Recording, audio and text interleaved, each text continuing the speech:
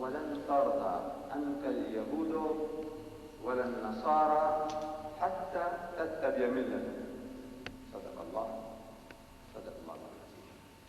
Mr. Chairman and my dear brothers and sisters, at the outset, I don't really have to apologize. It's no fault of mine that quite a lot of my brethren, they were not permitted to get into the Royal Albert Hall on Sunday. One of my dear brothers, while I was making Urdu, he tells me that the police kicked him, he fell, they would arrest him, take him to prison, all that kind of thing. That brother, I mean, everybody is complaining, but I can't offer what I'm offering that brother in particular. You know, the one who told me about the police kicking him and, you know, wanting to take him to prison. I'm offering that brother a videotape of the Royal Albert Hall lecture, absolutely free. Please, you know, I want you to give me your name and address. You know, if you'll just put up his hand, and my son is here, you give him the name and address. That brother was telling me about the police kicking him. Which brother was that? There. Yes.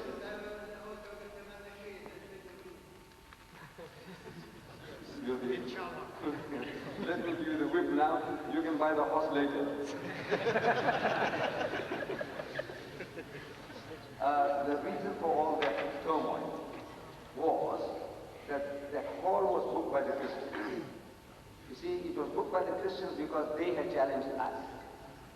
And when they challenged me, I said, now look, you challenge me, you go and book the hall. Then I will come down.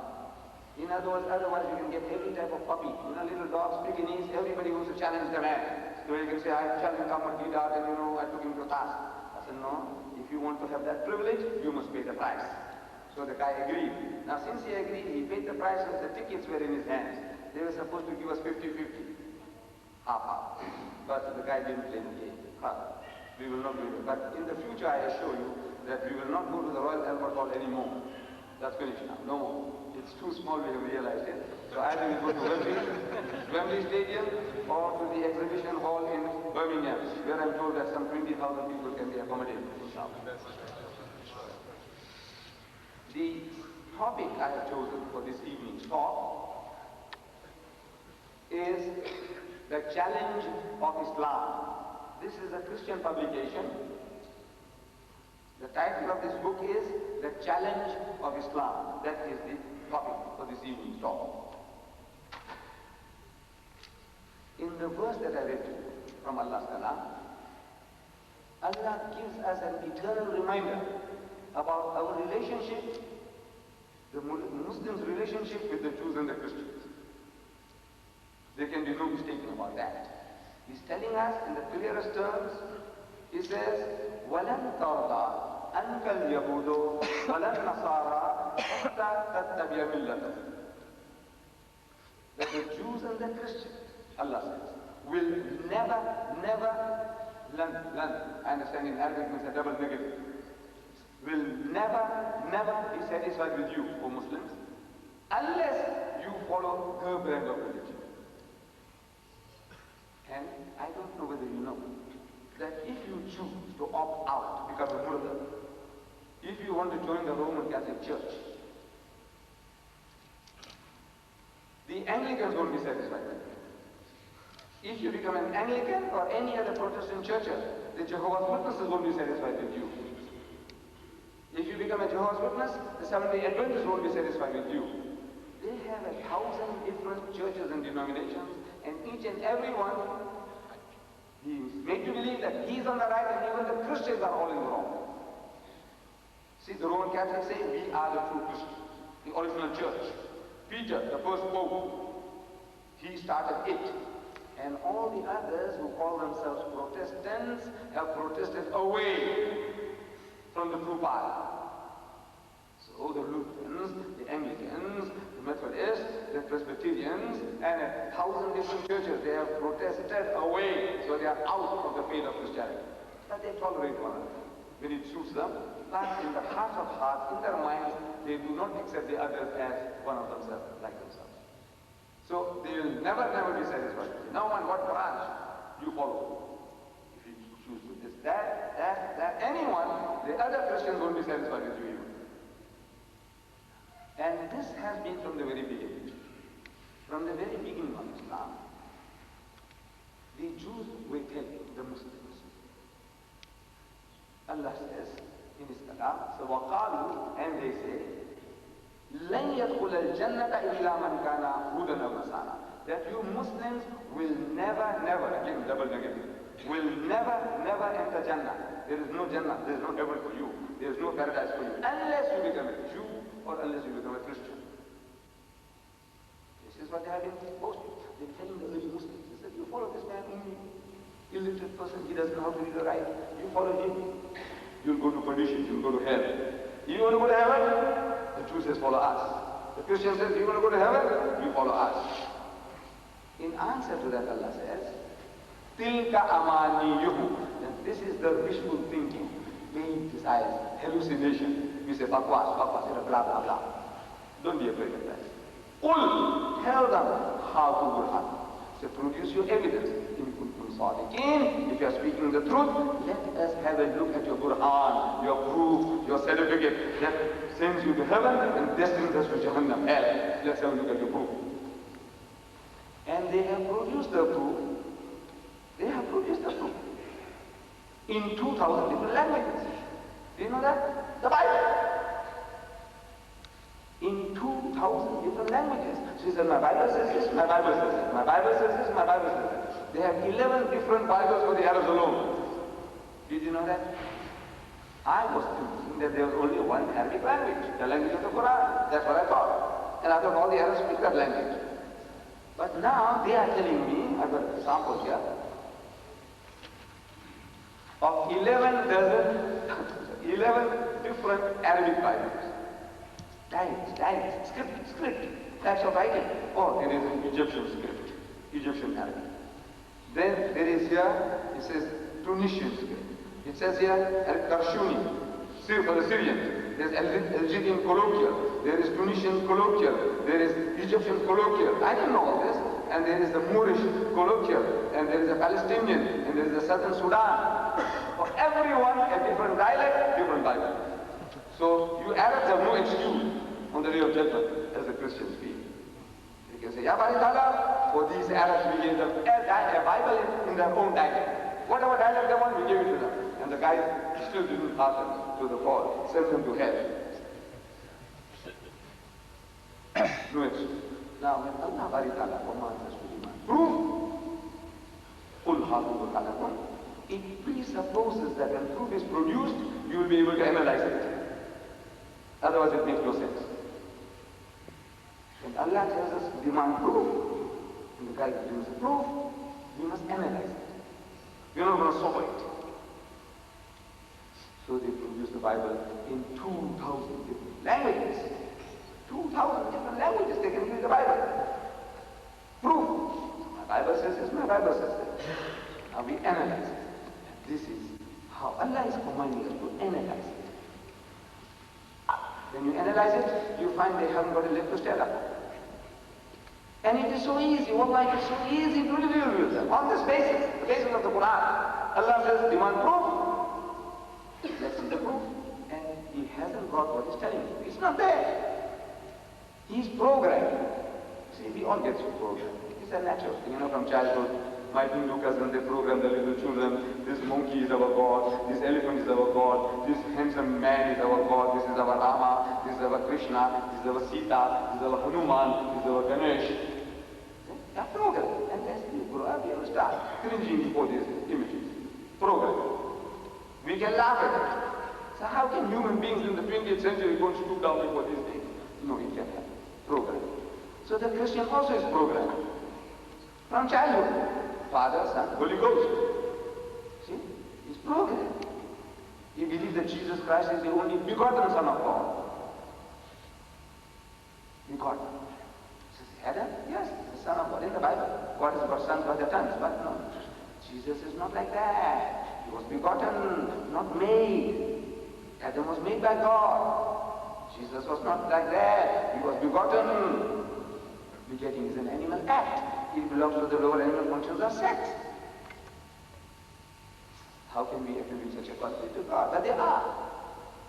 So now the Muslim, Islam is the only religion which comes into conflict with Christianity. From the point of view that Islam claims to correct, complete and supersede Christianity. No other religion does that. The only religion which tells the Christians that look, this is not right. You mustn't eat the pig. It's not in your book. Jesus Christ never ate it. That's true. None of his disciples ever ate that stuff. Jesus went and killed 2,000 pigs one hit. You know, we believe that when he's coming, the second coming, he's going to destroy the pig. What destroy the pig? He started it 2,000 years ago. He killed 2,000 one hit. Just like that. What? If it was a good thing, would you have done it? If it was an edible stuff, we would have done it. 2,000 pigs one day we destroyed in the Bible. So don't eat the pig. Don't drink alcohol. Don't be promiscuous. Don't gamble. Every step we are contradicting the Bible. Islam has come to correct, complete and supersede. The Hindu will tell the Christian, look, you keep to your religion, we keep to mine. You be a good Christian, I be a good Hindu. He'll tell you the same thing. He said, look, you be a good Muslim, I be a good Hindu. Alright? Don't leave me alone. The Jew says his mind is his own business. He said, look, he's not interested in converting anybody. He's made his religion a racial religion. You have to be born a Jew to be a Jew. They don't want converts. Because the whole world to them are goyim, napa, khalis, filthy, dirty people. Gentiles.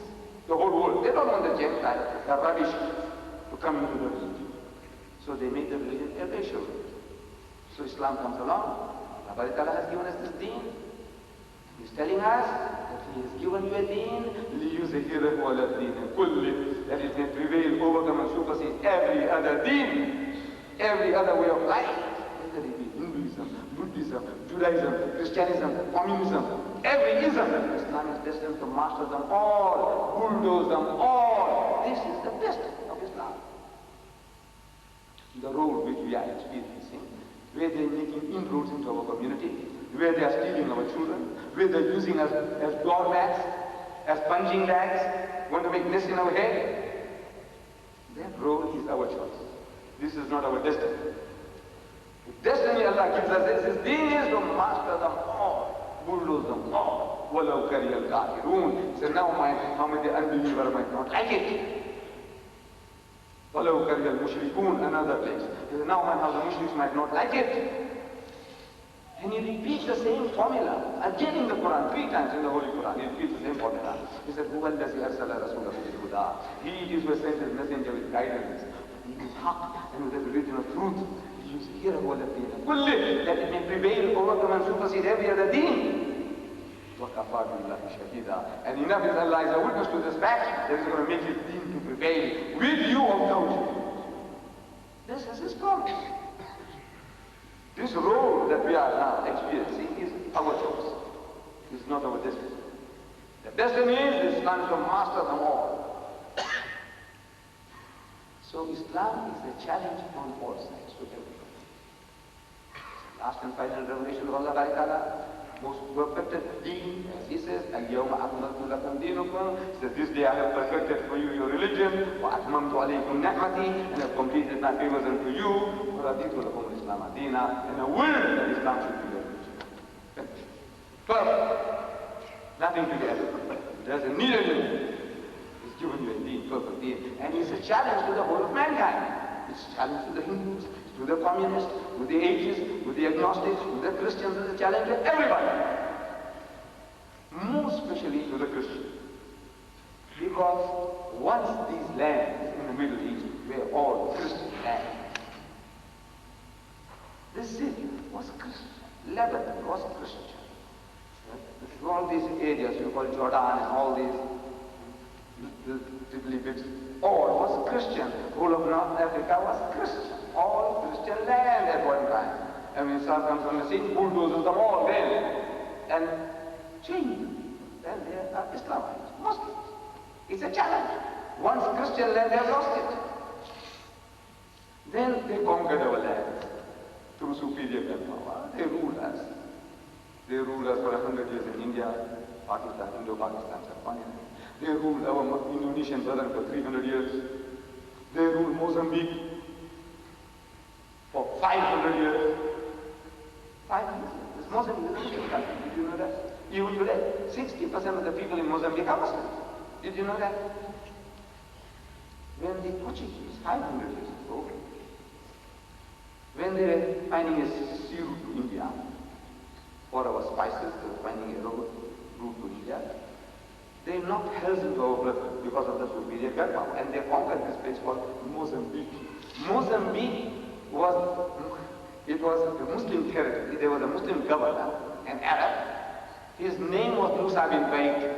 Musa bin Baig. The Portuguese couldn't say Musa bin Baig, so they said Mozambique.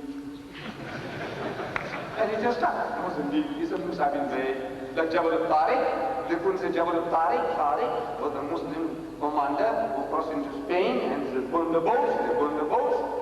So it's Jabal. Jabal means mountain of Tariq. Jabal of Tariq. They can't say Jabal of Tariq. They say Jabal of Gibraltar. No, it's a Muslim territory. Challenge. Manila, the capital of the Philippines. Manila is Ma'amanullah. With the help of Allah, they reach there. Ma'amanullah, they can't say Ma'amanullah, they say Manila. Muslim. We are a challenge. And in South Africa, this book is written, The Challenge of Islam in South Africa. There they found that we Muslims, we are there for 300 years, the first group of Muslims, that touched those shores were from Indonesia. You see, when the Dutch, the Hollands, when they conquered Indonesia, those of our brethren who were fighting for their freedom, the heroes, the freedom fighters, they were captured as prisoners of war, and they were shipped to the Cape of Good Hope and sold to the white man as slaves. Then when the British conquered Malaysia, those people who were fighting for their freedom, they were captured as prisoners of war and shipped to the Cape of Good Hope and sold to the white man as slaves. Good hope for the white man. It was good hope for the white man. And for 300 years, they have been hammered to Christianize it. 300 years. After 300 years of hammering, the Muslims there, whom we call Malays, it's a wrong term, but we call them so-called Malays, inverted from us.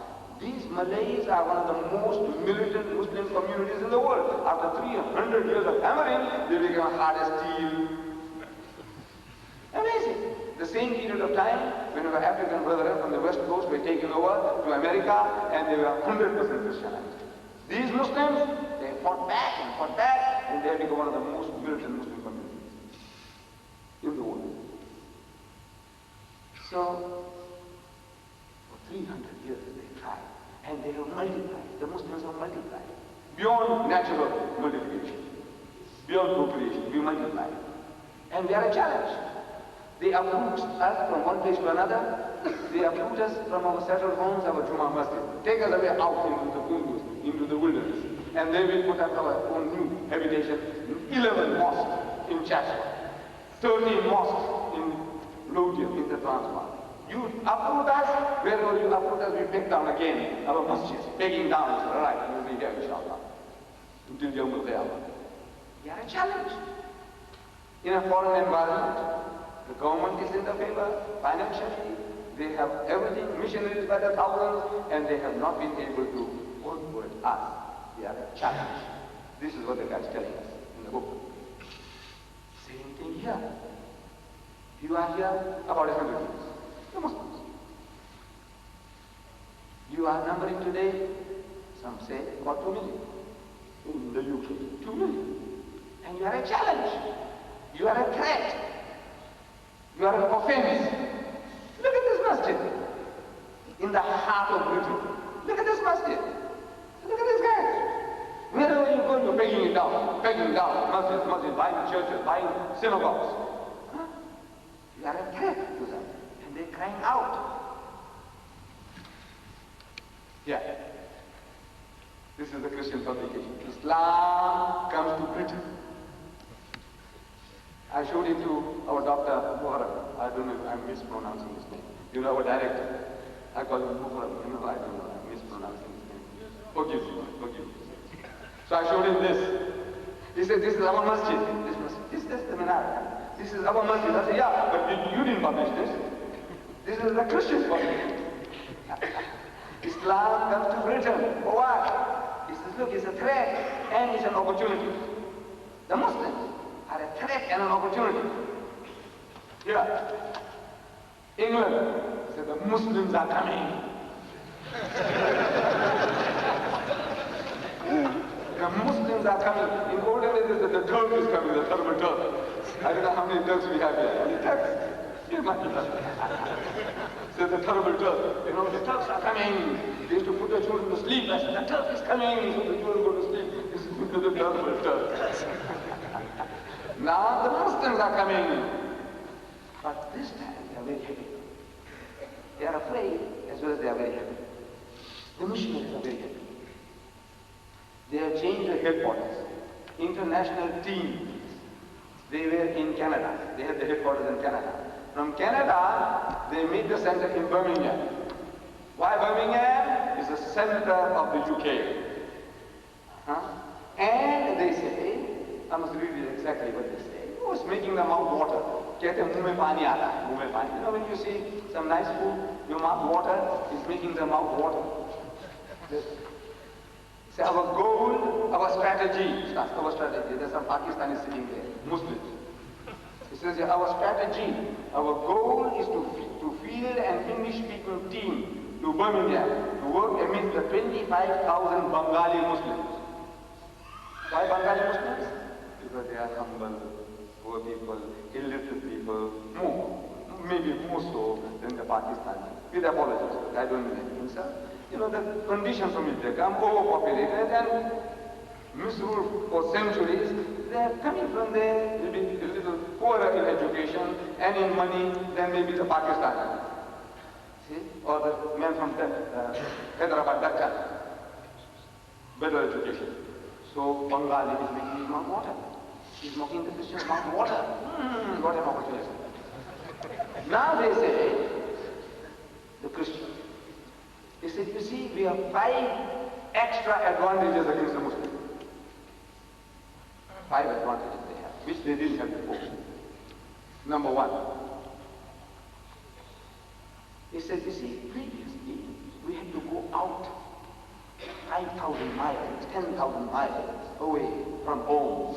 You know, they are used to this land. They are used to their comfortable homes. From here they have to go to a foreign land, away from a home base. Now, these people are coming. So we can work from a home base. We can sleep with the wife and children, and in the morning we can get started going and knocking people's doors. Or we can work till late at night, and we can sleep with our family. You are now working from a home base. Previously, 5,000 miles away from the home base, 10,000 miles away from the home base. See now? One advantage. Number 2. Said culturally, the people, when we went to in Africa or Bangladesh or Indonesia, culturally they were very, very backward. We have to sit on a grass mat on the floor, and the flies are buzzing around us, and the smoke is coming from the kitchen of yours, the chimney, the chimney. Smoke is coming, he's smarting his eyes is watering, his nose is watering. Now, culturally, you have sofa kursis, you know, nice sofa, comfortable lounge suite you have, and you have a nice dining room table and the chairs all around it. Look, culturally, look, this guy is ready to receive us. You don't have to go anymore to Bangladesh and sit on the ground, or to Indonesia and sit on the ground. Comfort. These guys are already prepared for us, for our needs. This is sofa kursi. So, we have an advantage. Number 3, when we went out in the past to do our missionary work,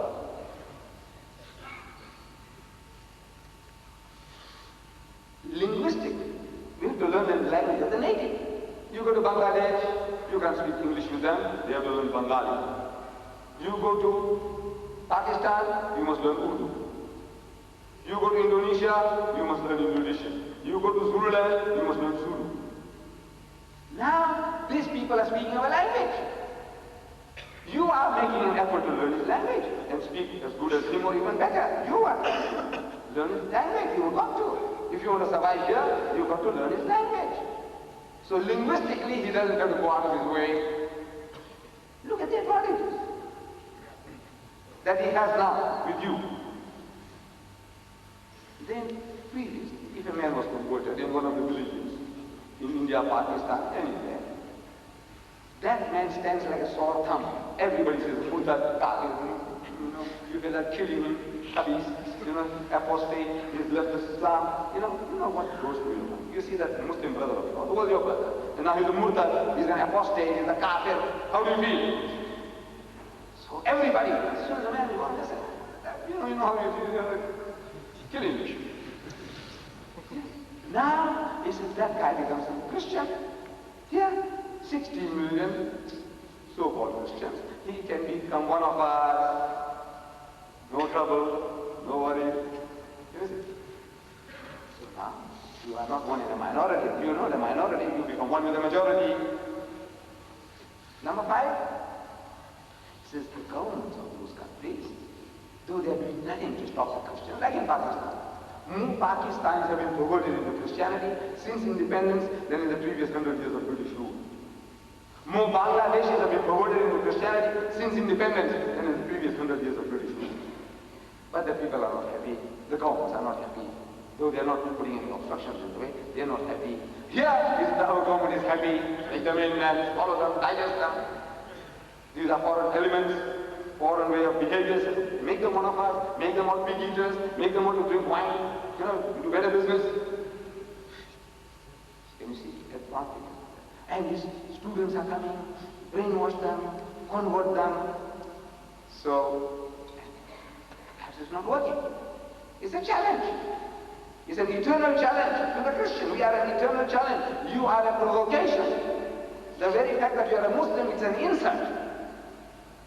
The very fact that you are a Muslim is an insult. You wear a topi, you are an insult.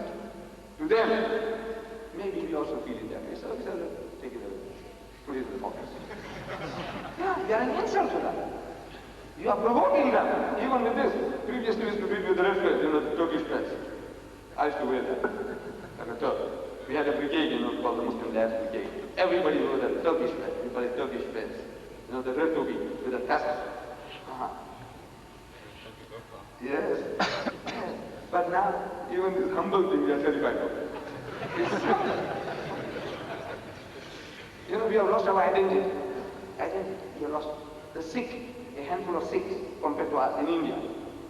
There are 15 million Sikhs. Those guys with the turban and the hair comes out and goes back into the turban. Look, we must take our hat to them. Wallah. They have an identity. They identify themselves. I'm a Sikh. He's proud of being a Sikh. We are ashamed of being a Muslim. Yeah. You don't have to wear anything provocative, but this humble thing, even this you are afraid of. You know what? Inferiority complex. You know what this can do? This is one of the most potent weapons. Yeah, this is the problem. Most potent weapon. In India, I'm telling my brother that if you wear this, 120 million Muslims, you just put on this. It boosts your morale. It will boost your morale. It's like that. We have so many Muslims. It terrifies the enemy. So many Muslims. In India, in our country. It terrifies the guy out of his wits. And our Nabi Kareem sallallahu alaihi wasallam, he taught us this psychology. He said for Eid ka, go to out of town. Don't do it. Of course, here is difficult, but you can go to Hyde Park. Hyde Park, yes, Hyde Park. Or somewhere else. 10,000 people, 100,000 people. Go to Eidgah. Why Eidgah? He will take menstruated. What they will do? They will not do make salah. No. If the woman goes, in any condition, she goes, the children goes with. Now the enemy is watching. What? So many Muslims? We didn't know. And the Muslims, we didn't know there are so many. Boost your morale and terrify the enemy. You terrify. That's the psychology of Eidgah. But no. We don't want to go out. You say, yeah, maybe people will see us, there's a monkey trees going up and down. We might as well, enclose it. That's beautiful masjid, yes. But our Nabi said, go to Eidgah. What for? Psychology behind it. Even menstruating woman, you say. What for? There's a psychology behind it. It gives you power. You see your brother, so many. Terrify the enemy. In India, I went to my country. I was born in India. After 50 years, I returned to see. And there is a town from where I come from called Surat. Surat is above Bombay. It's a small port where Arab traders went, to barter the dates for our muslin cloth, our turmeric, our tamarind. And we came into contact with them and we became Muslim. My people are still.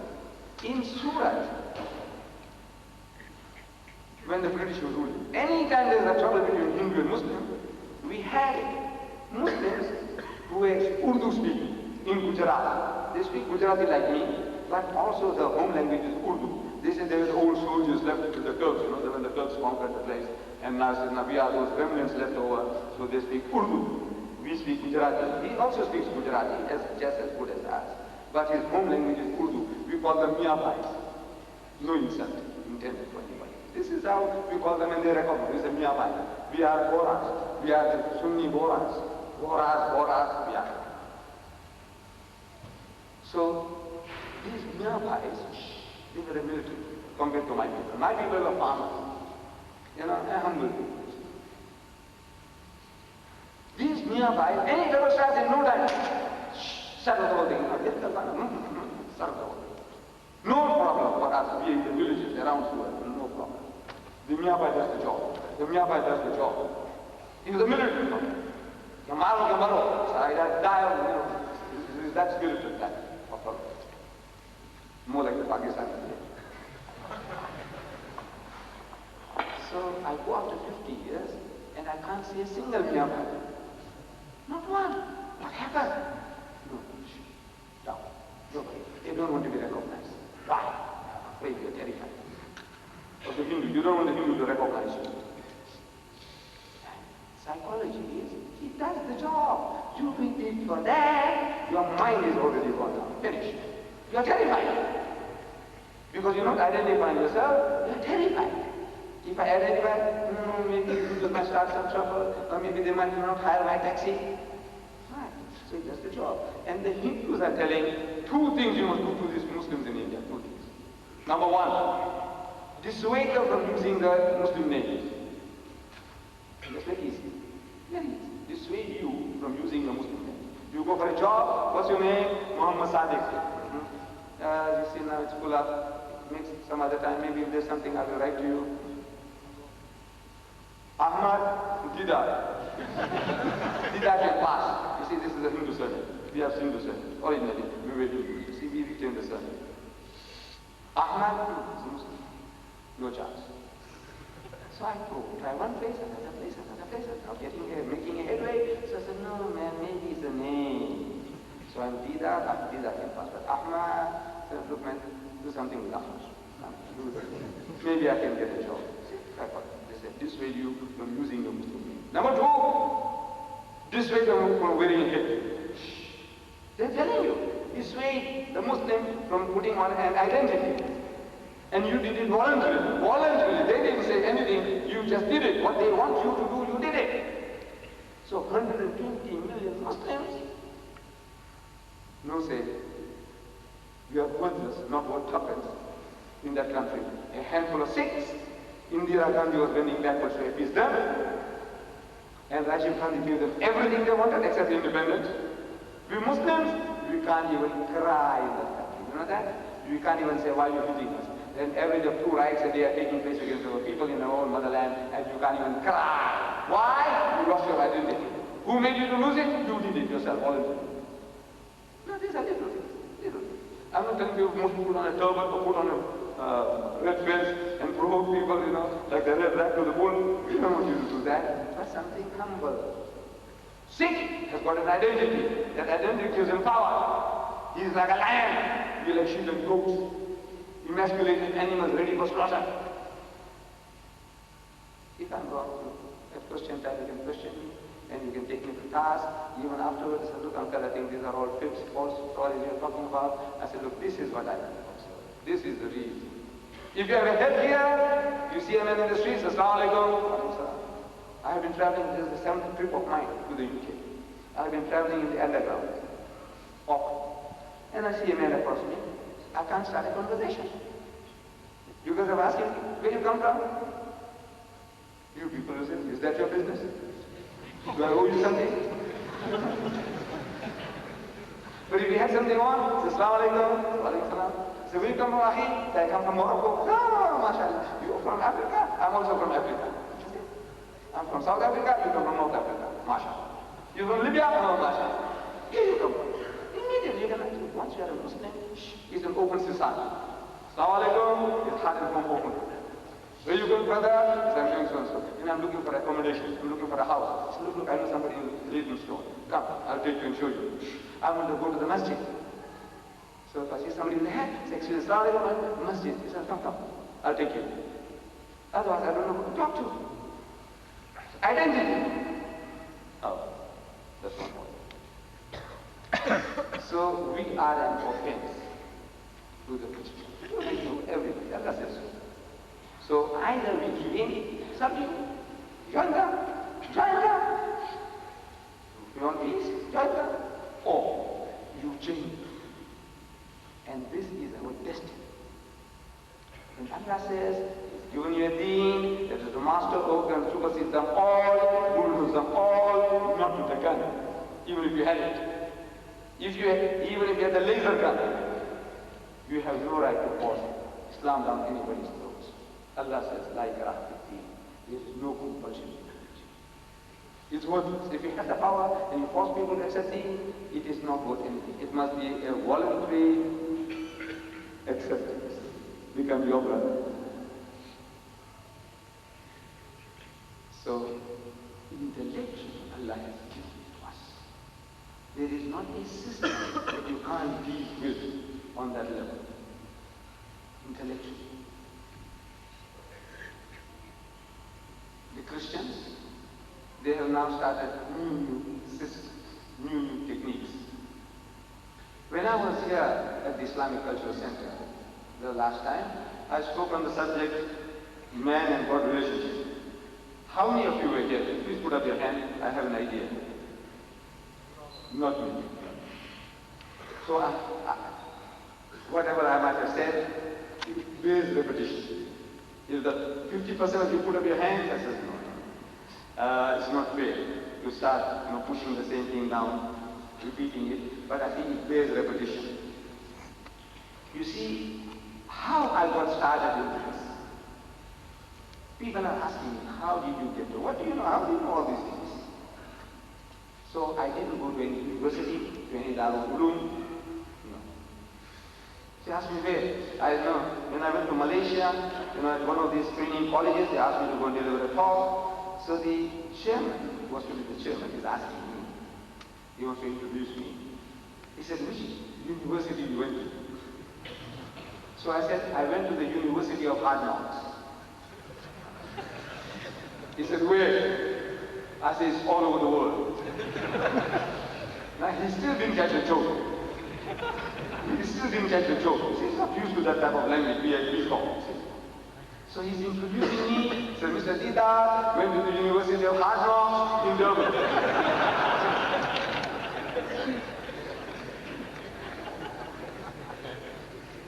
So the hard knocks were hard knocks. You see, after leaving school, I started working in a country shop away from the city. And this is a Muslim shop, and across the valley from where the shop was, there was an American-born mission, And they were training missionaries. Yeah, in South Africa, in Natal, outside Durban, training missionaries. And these missionaries, whatever they learned, they came to experiment on us in the shop. He said, Muhammad has so many wives. I said, I know nothing about that. No exaggeration, I knew nothing about that. He said, Islam was spread at the point of the sword. When Muhammad forced his religion down people's throats, said, if you don't accept Islam, chop off your head. I knew nothing about that. He said, the Quran was copied, Muhammad copied the Quran from the Jews and the Christians. I knew nothing about that. This is the only thing I knew about Islam was that I did the kalima, I'm a Muslim. And if I met any of you then, and you said you're a Muslim, you said yes, I read the kalima, the shahada. Read it. She said, La ilaha illallah Muhammad Rasulullah. I said, you pass. That's my test. It's like a magic formula. If you can say that you're a Muslim, if you can't say that you're not a Muslim. That's the only thing I knew.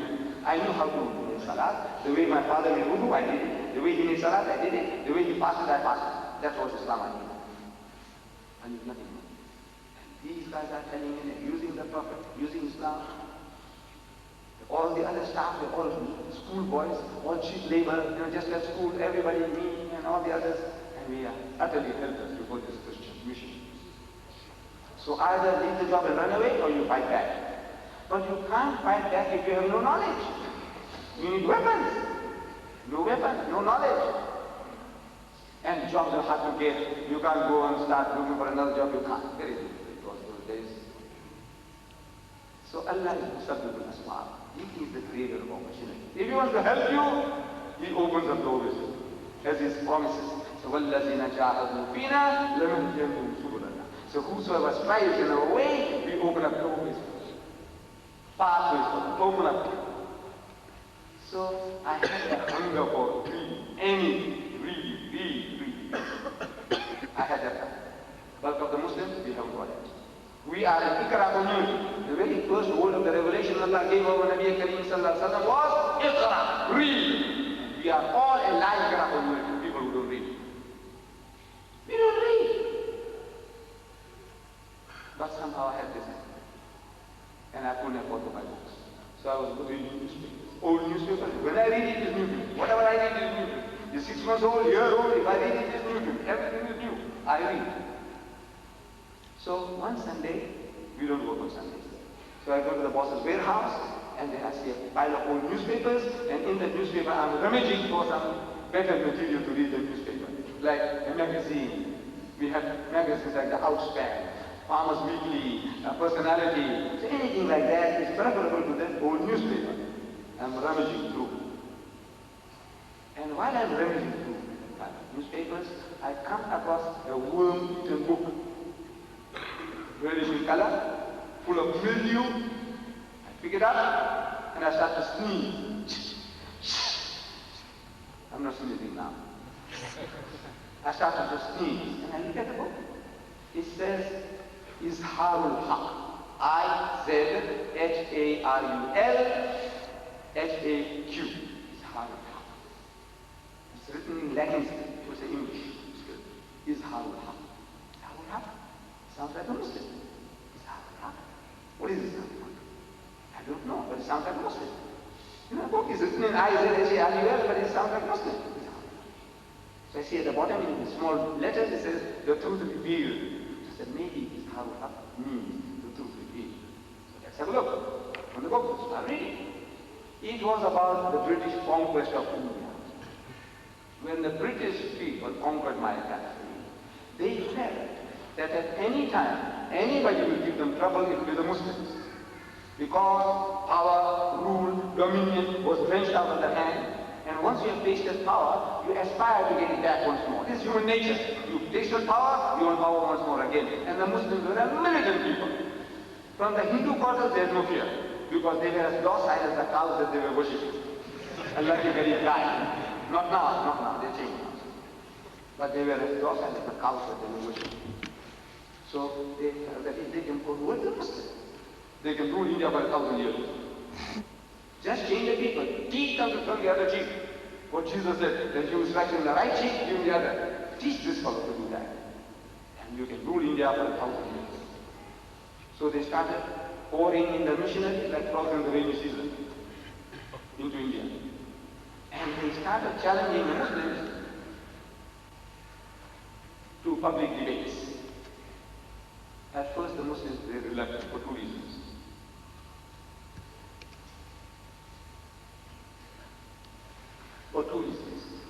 Number one, the British have conquered us.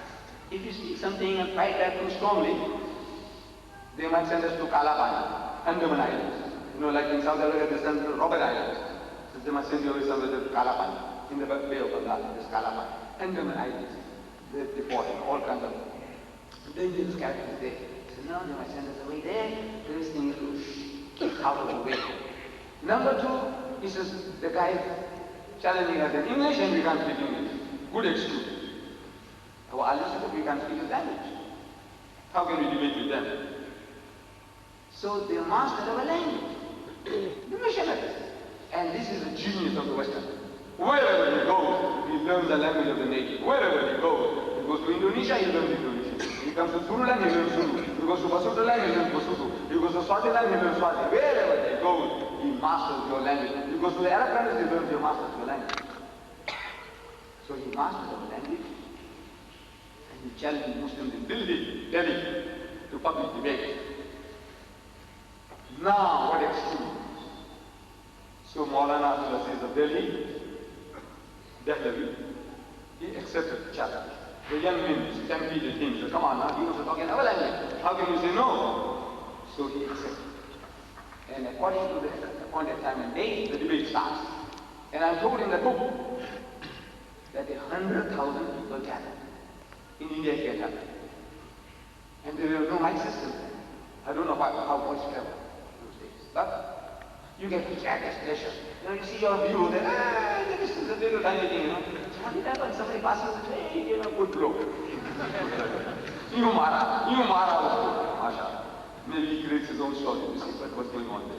His commentary on what's going on there. So, according to the appointed time and date, the debate starts. And Reverend Founder was the guy from Britain, from your country. He speaks in Urdu. Ke Maulana Sahib, get the debate started. Shuru kijiye, get started. So the Maulana says, look, you are our elder brother. Christianity precedes Islam by 600 years. As such, you are our elder brother. And according to our culture, you have the first preference.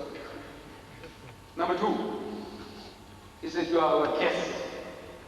No doubt an unwelcome guest, but a guest at that. And according to our culture, Hamara Mizwan, first reference goes to our guest. So as such, you get the thing more started. Started right. So the Reverend begins in Urdu. He says, Maulana Sahib, where is your Prophet Muhammad now? This minute, where is he? So the Maulana thinks for a moment and he says, he's in Jannatul Firdaus, in heavenly bliss with Allah Bari'ah. Out of that answers him the second question. He said, all right.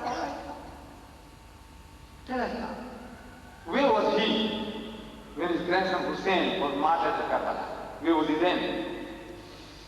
So the Maulana again thought for a moment, and he said he was still in Jannatul Firdaus, in heavenly bliss with Allah Bari'ah. Out of that answer came the third question. He said, all right, if he was with his Allah, as you say, when his grandson Hussein was martyred at Karbala, didn't he ask his Allah for help? Say, Ya Allah, look at my grandson, they're butchering him, please help him out. Didn't he ask his Allah for help? And there was a long pause. So the Reverend started making his speech. Come on. Didn't he ask his Allah for help? If you have a big brother, somebody's bullying you, you have big brothers here. I said, look at this guy, he's taking unfair advantage of your feet. Come to the rescue. Why should that? So, Allah Bari Ta'ala is there, the Prophet is there, won't you ask Allah, what's happening there? Karbala, please. Didn't he? Standing his feet. So the Maulana said he did ask Allah for help. It's a natural thing to do. He said, what did he say? What did Allah say? Because he wasn't saying all these things going on in Urdu. What did he say? And there was an inordinate pause, a very long pause. And the man who started standing his feet, come on, what did he say? And everybody heard the Maulana Marathi. The Maulana got us all a little booked up. So the Maulana starts. He said, Allah cried, Allah is Rodiya. So, Allah cried. He says, Allah cried. He said, I couldn't save my own son, Jesus. How can I save your grandson?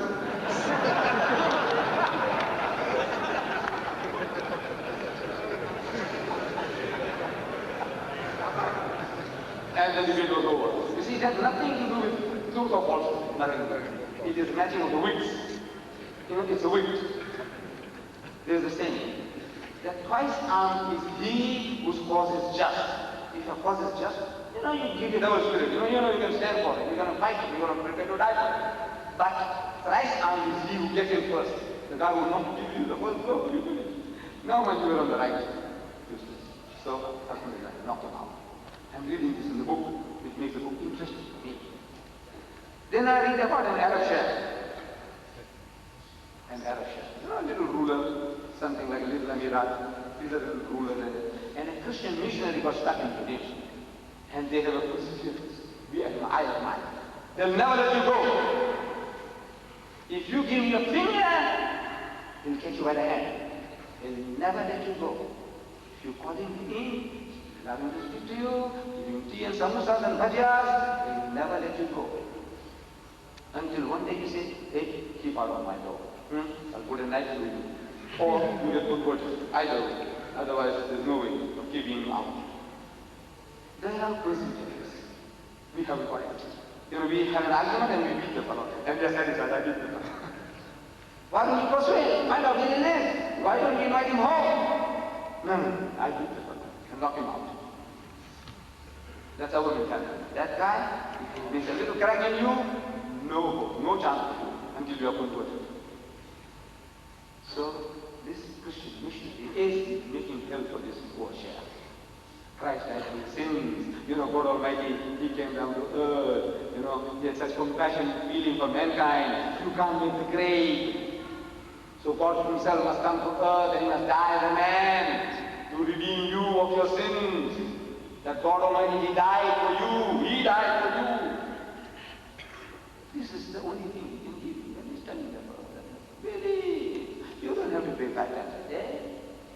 Winter and summer, fasting whole month, winter and summer, killing yourself, going to a desert land.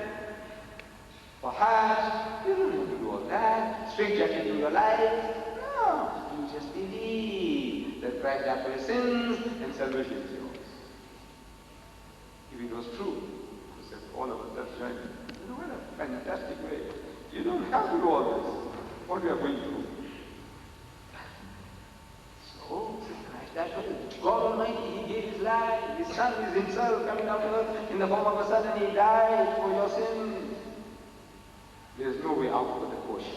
No way out. He is not equipped. He is not to the arguing debate.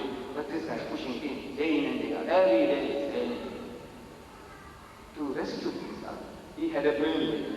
So he tells his secretary, his prime minister, he said, look, next time this guy comes along, whisper something in my ears. Just whisper in my ears. So the guy came next morning, and this secretary, as he was told, and the sheikh started to cry, like a woman. His mother had died. So the priest wants to know what happened, the missionary wants to know what happened. And his mother had died. Come, please, I can sympathize with you. God, what has happened? He said, this is the sad news. That Jibreel salam died. Gabriel, he died. The Archangel Gabriel died. So the priest says, seen an angels will die. So he said, you fool, you telling me that God died?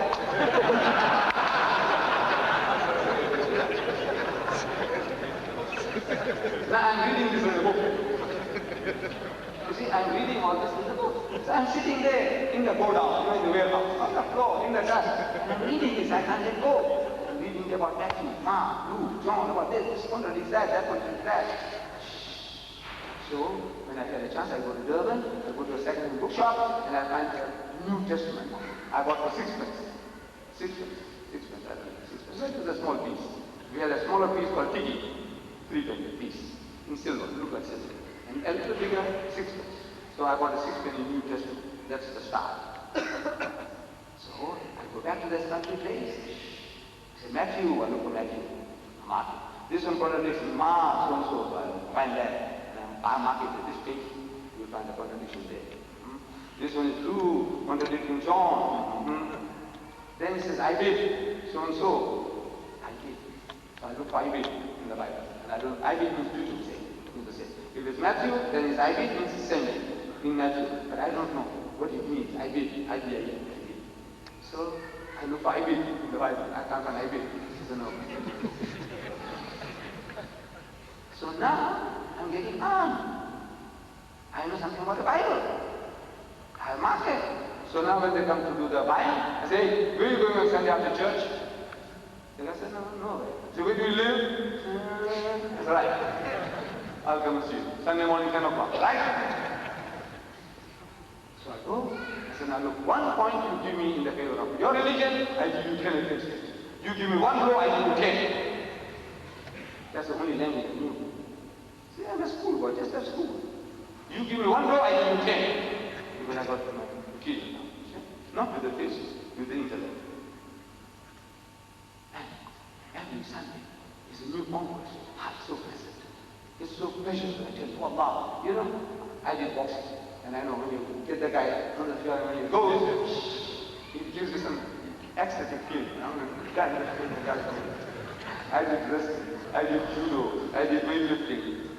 Can you see the way I'm standing now? I tell people jokingly, don't make a mistake, don't try. Don't try. Think you're an old man, 68-year-old, take a chance, don't take a chance. So you get that pleasure, holding the fellow over, knocking him over. Oh, how tasty it is. Then I go to Durban, I said, right, I look for bigger market. See, every Saturday afternoon we close at 1.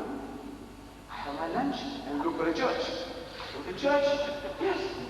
I knock at the door, look for the padre, the priest. Say, Father, you know, I'm very interested in religion. I would like you to come home and, you know, enjoy my meals, you know, bring your family along. And I want to exchange the word of God with you. I persuade people. To me, it's a pleasure. Get the guy to the house. And my wife will cook. You know, we say jalda. You know, whether it's sweet rice. And soji, or some biryani. Shh. I give them. And they enjoy my food. And they say they enjoy my pork. I give them a good bashing. Nobody ever comes back. Nobody ever comes back. They say they enjoy the food, they enjoy everything, but nobody ever comes back.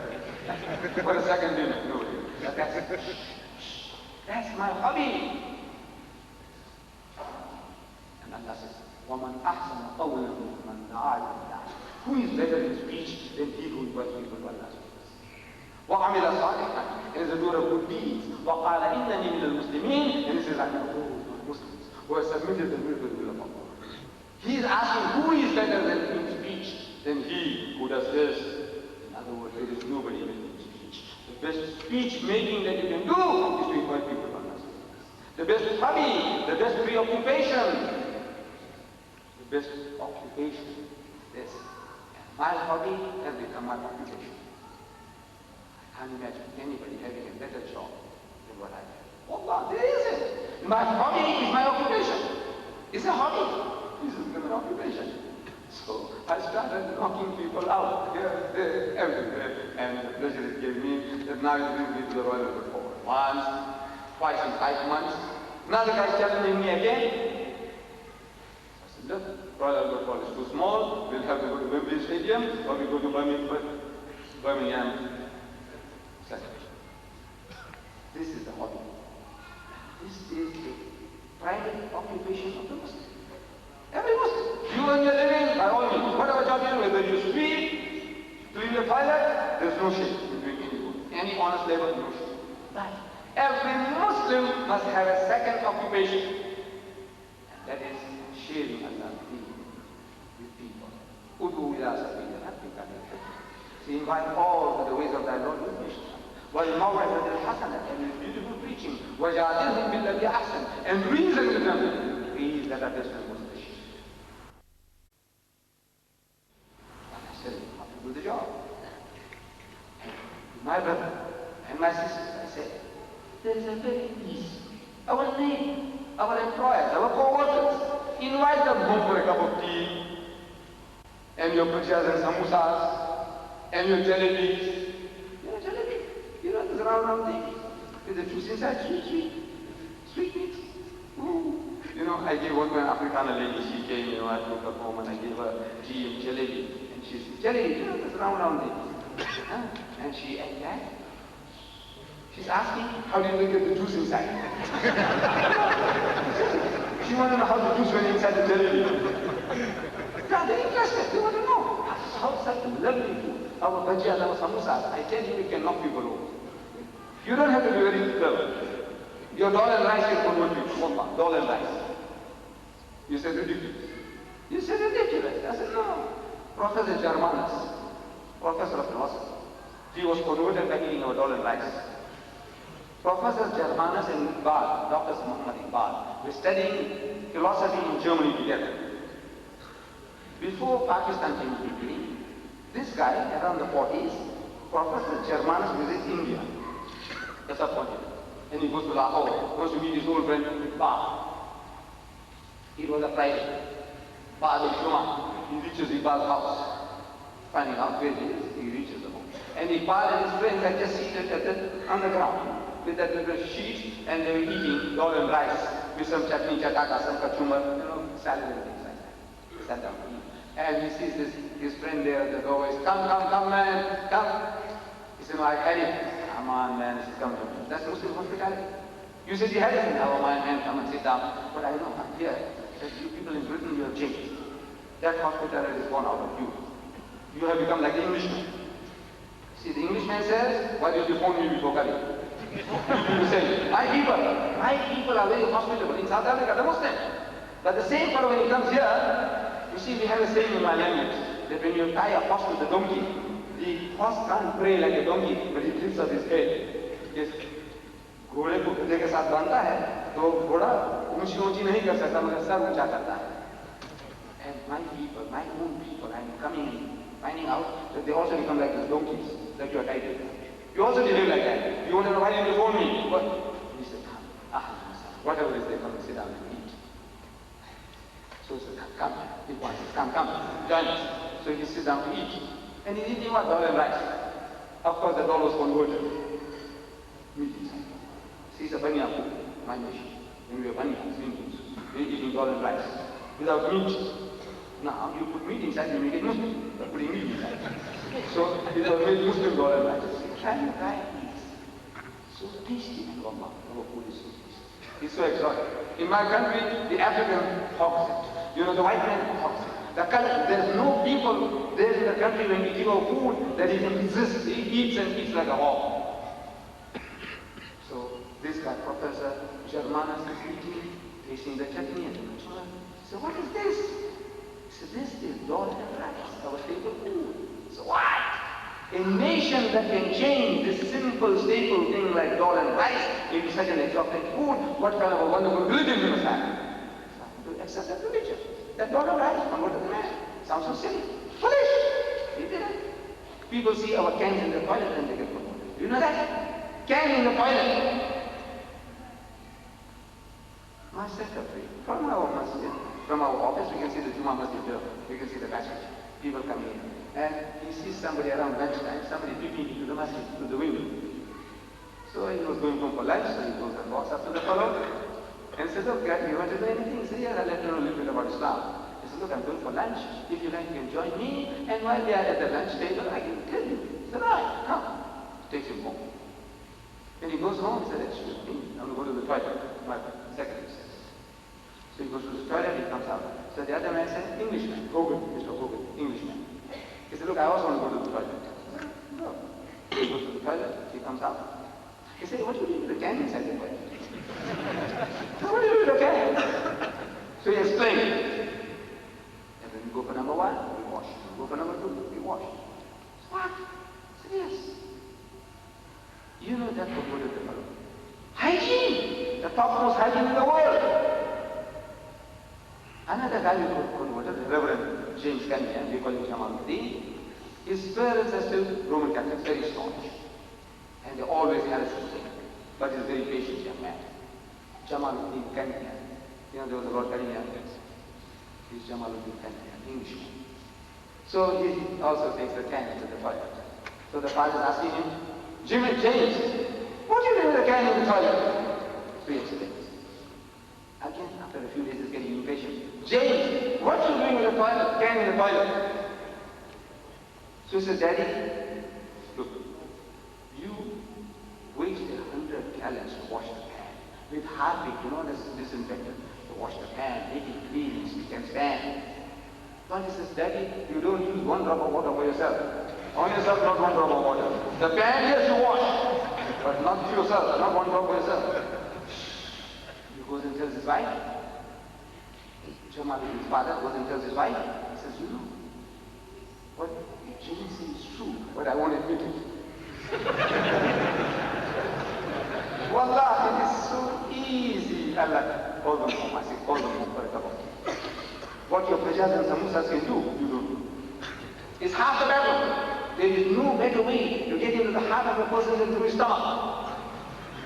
Look, this is the example of an Nabi Kareem sallallahu alaihi wasallam. His sunnah. Nobody talks about it. I haven't heard a single learned man talking about the sunnah of the Prophet sallallahu alaihi wasallam.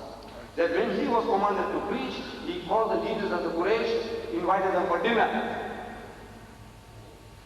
And after dinner, he stood up to deliver the message. Among the leaders was Abu Jahl. And Abu Jahl means father of ignorance. He was no father of ignorance. He was the shrewdest of the Arabs. He was about one of the very few fellows among the Arabs in the time of our Nabi Kareem sallallahu alaihi wasallam who could read and write. He was a rare fellow. His real title was Abu Hikmah, the father of wisdom. He is the father of wisdom. But our Nabi Kareem sallallahu alaihi wasallam said that with all his knowledge, if he can't see the light of truth, he is not Abu Hikmah, he is Abu Jahl. Therefore, because the light, his knowledge is not making him to see the truth, so he is Abu Jahl, he is the father of ignorance. So that title got stuck onto him, that nickname. He was no Abu Jahl. He was Abu Hikmah, father of wisdom. Clever fellow, shrewd fellow. So he stood up, he said, you're going to listen to this youngster for this mess of pottage he gave you. Come, shh. He scattered them all. He scattered them all. Just like that. One devil can do it. He can take the whole thing off the rail. What does our Nabi Kareem sallallahu alaihi wasallam? He invites the leaders of the Quraysh. Once more for dinner, minus Abu Jahl. Nobody talks about that sunnah. Nobody. He's telling you about the beauty of sunnah. I believe in all the sunnahs. But nobody talks about this sunnah. Why? You know why?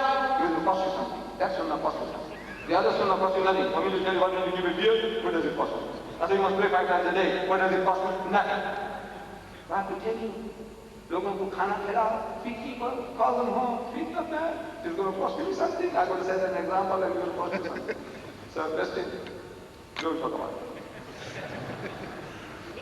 You do that. You follow the sunnah.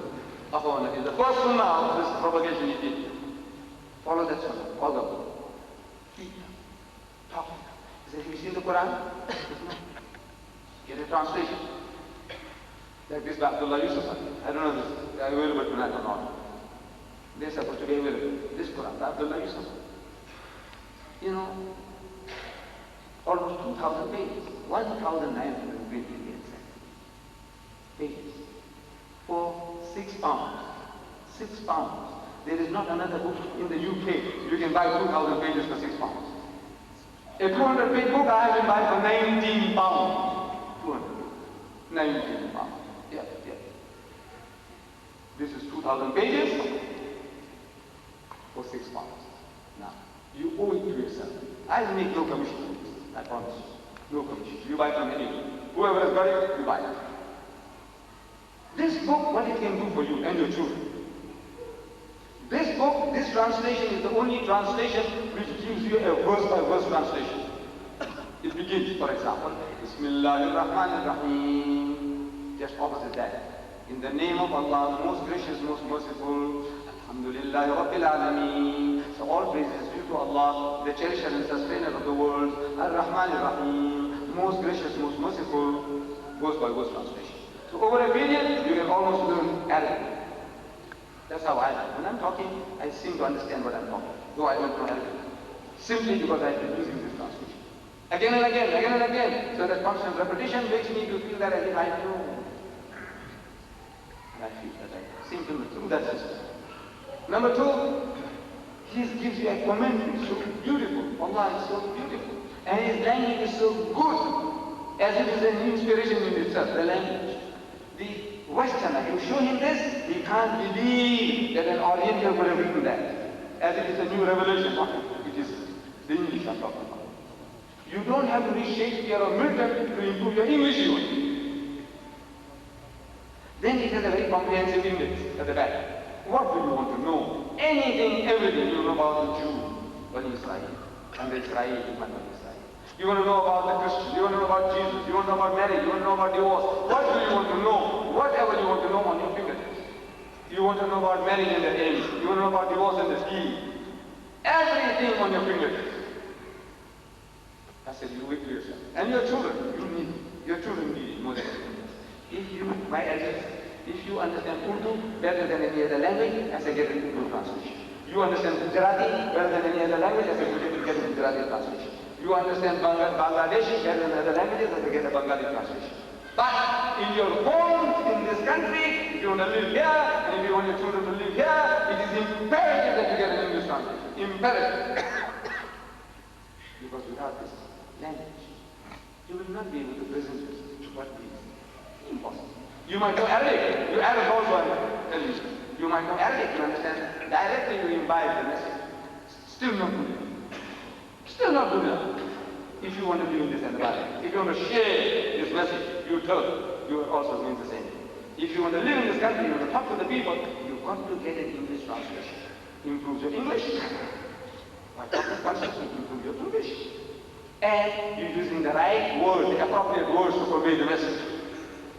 In your own mind, you know you understood, but now when you're going to start explaining to somebody, you can make a hash of it. You can murder the whole thing, the whole idea.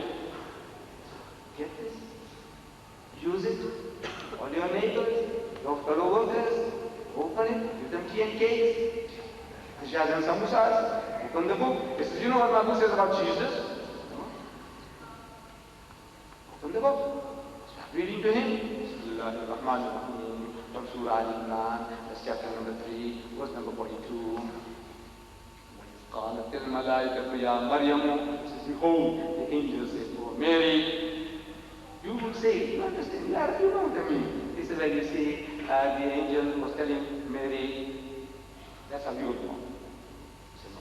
Behold, the angel said to Mary, Inna Allah astafaki wa tahharaki wa astafaki ala nisa'il alamin. God Almighty has chosen thee and purified thee, chosen thee above the women of all nations. Ya Khadijah, Devati, Vasudi, Wadati, Vazati, so obey thee. Worship the Lord, bow to him. Prostrate thyself and bow down and pray with those who bow down. This is the language. You're learning vocabulary, you're learning construction of sentences, and you're using the most appropriate words for conveying the message. On your own you understand, well, I know, you don't need, between you and Allah there's no problem. But when you want to share, you need exact terminology. Right word, in the right place, and not, well, you see, the man is thinking that the Quran is doing when you are doing Don't bring this together upon the book. Read it. Use the exact language of the Quran. The way the man has taken 40 years at the time to do this job. Use it. With these words, Mr. Chairman and my dear brother, I am very, very grateful for the young men for creating this opportunity for me to come and share these few thoughts with you. May Allah reward them and reward you. Wa akhiru da'wana alhamdulillahi rabbil alamin.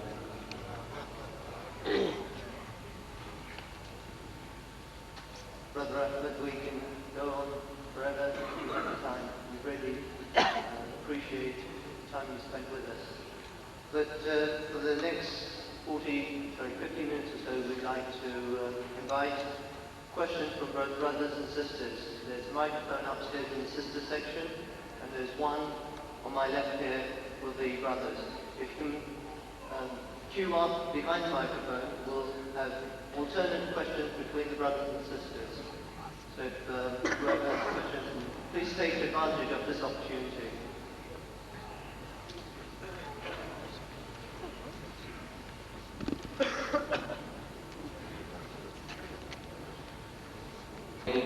Great pleasure to listen to you, really, today and in the Albert Hall.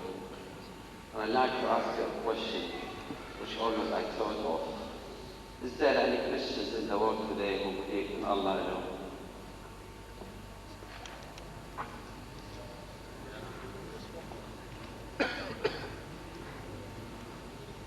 The question that you have heard, whether there are any Christians in the world who believe in Allah alone. Yes, there are. See, there is a group of people in Britain also, you call them Unitarians. They believe in the oneness of Allah.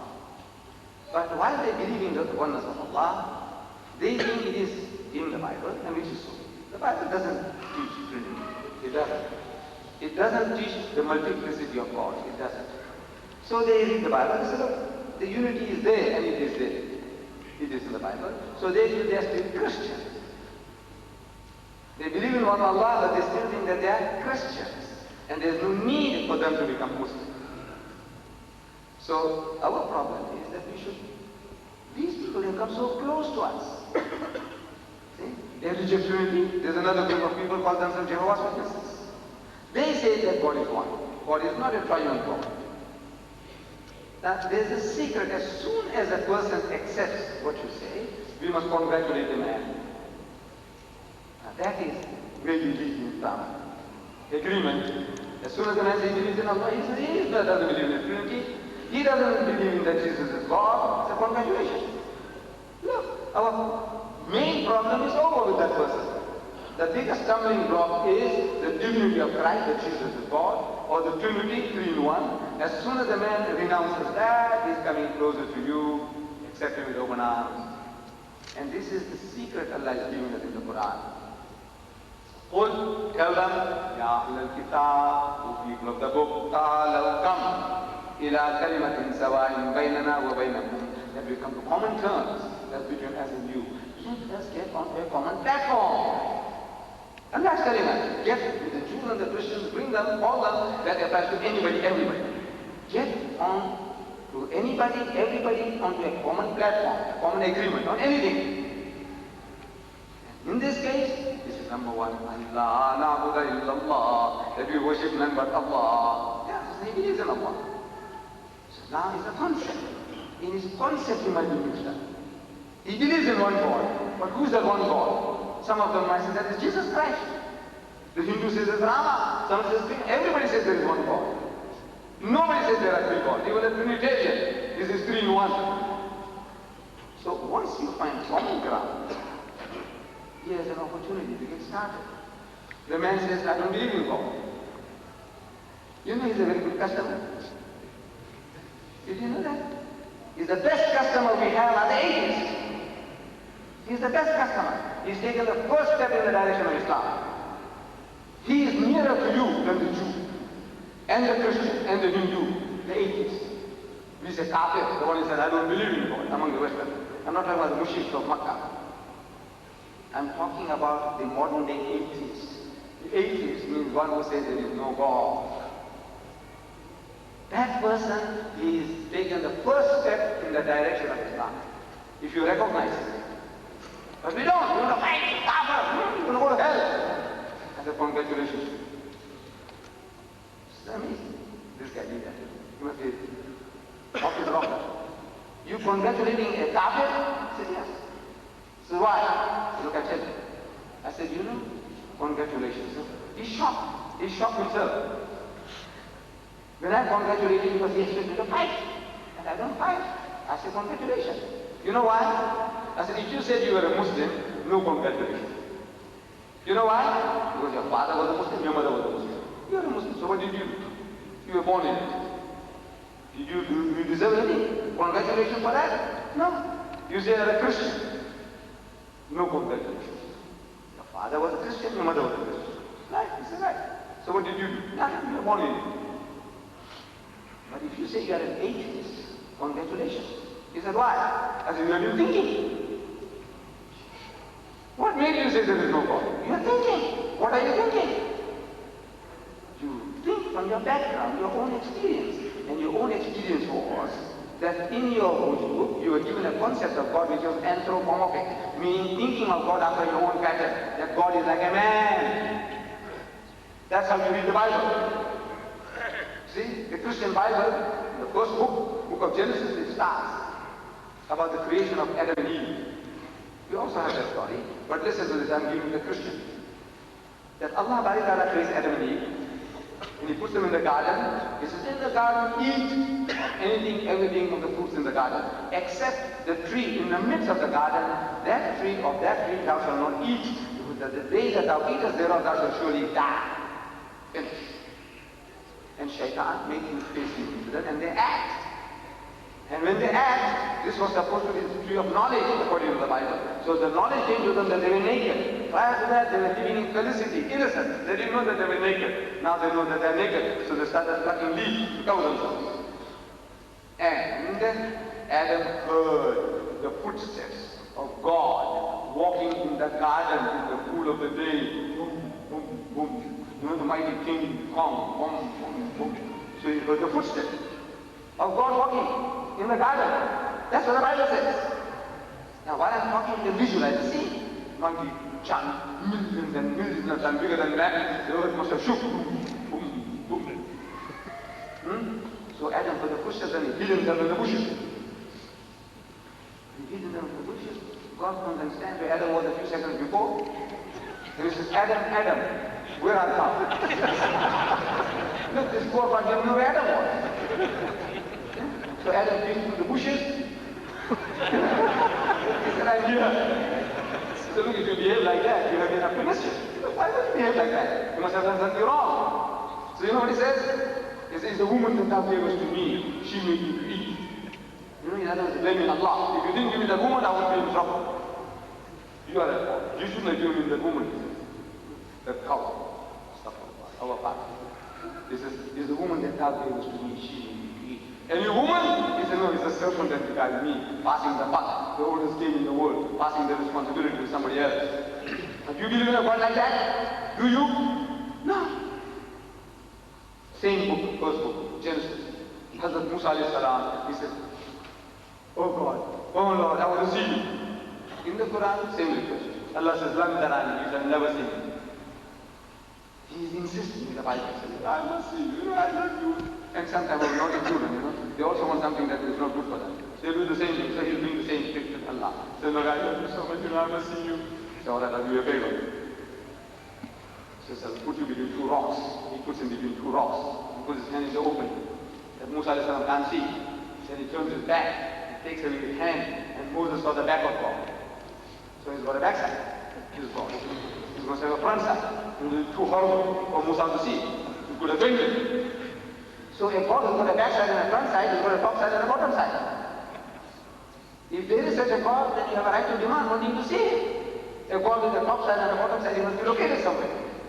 So Gagarin, the Russian astronaut, when he went out into outer space and when he returned after so many spins, newspapers of the world carried banner headlines in inverted commas. Where is your God? Where are your angels? Question mark. Gagarin. So I meet a Christian missionary. I said, look at this. This guy is asking wanting to see God or wanting to see angels. So he says, he's a fool. I said, no, he's not a fool, you are a fool. It is the concept you gave him that God told Father Christmas, sitting on some planet, with his feet dangling on the earth at his footstool, the heaven is his canopy, the loving Father in heaven, millions and millions of times bigger than man, or something like a man. It is a concept you gave him. Do you believe in a God like that? No. So no. You don't believe, so he doesn't believe. He doesn't believe in a God like that. So he has taken the first step. He says, La ilaha, there is no God. First step, you have to say, what? La, why la? Yes. Just begin with La ilaha, no ilaha, there is no object of worship, there is no God. This is God, monkey God, he says no. This elephant God, he says no. This woman God, he says no. This Jesus God, he says no. The God that Moses, Adam saw in the garden, he says no. The one that Moses saw his backside, he says no. So, he's taken the first step. Making him say, love God. That's all. He said, La ilaha, should you congratulations? No. We have to learn with the Jew, with the Christian, with the Hindu, hate, agnostic, anybody, everybody. This is a secret. Try and find common ground from where to start. And there is, if you put on your thinking, that there isn't a person with whom you can't get started on that level. Whatever he says, try and find a common ground and get off from there, get off of it. Sorry, my brother has been keeping you in this. This question comes from a sister who wrote it. Really? Nothing. I can't read it. It's a little dry. No, Urdu quick. Padega,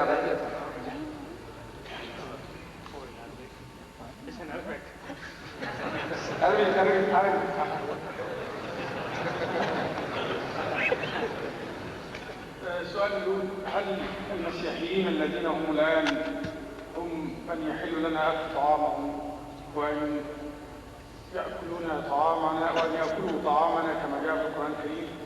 She is asking me if this Christianity who are living nowadays, or those people who they allow to eat our food and we allow to eat their food as revealed in Quran.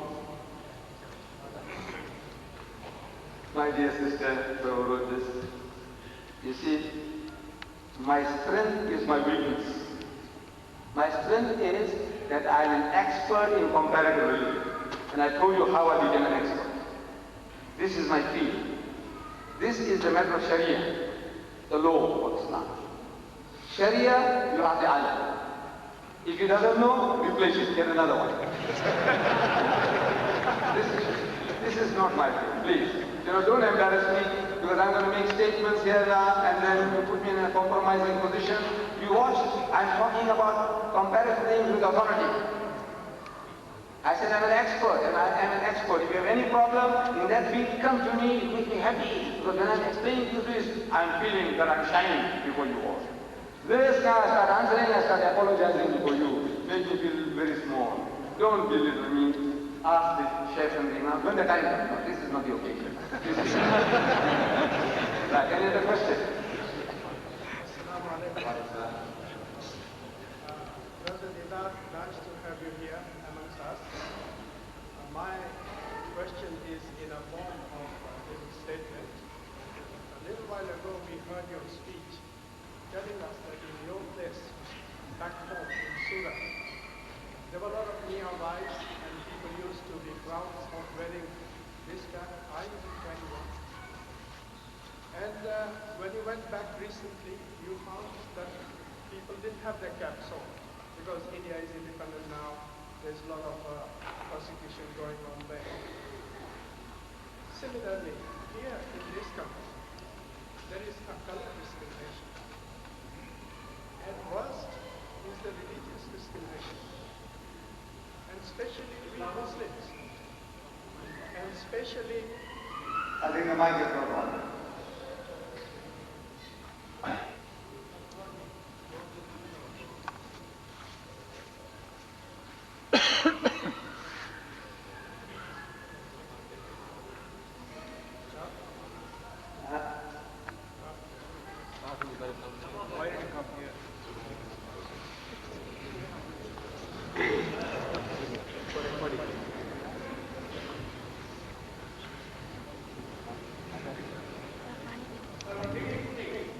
Assalamu alaikum. Alaikum assalam.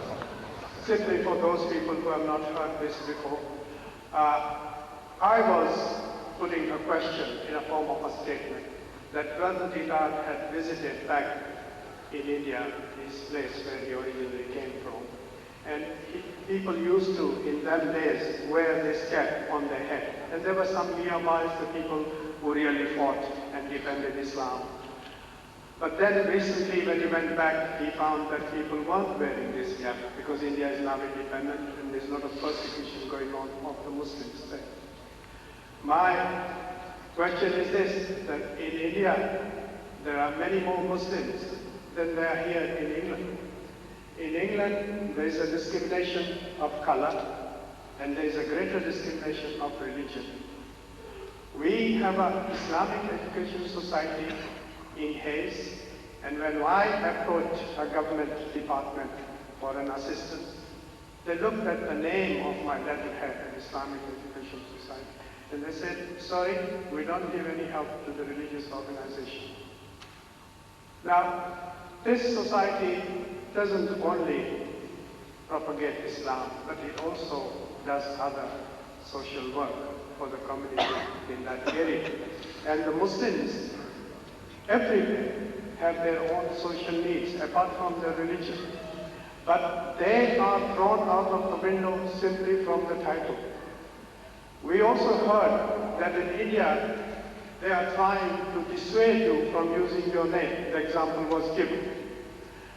Similarly, there is an effort here also to dissuade you from using your name, to dissuade you not to use your Islamic name for the organization. Take out the word Islam completely, take out the word Muslim completely, become a youth, Asian youth, right. Become an Asian youth organization, then of course you will get all the funds. But that Asian youth may be controlled by the Muslim youth. I am asking Ahmed Deedat to throw more light and tell us that how do we defend this identity under such circumstances. Thank you.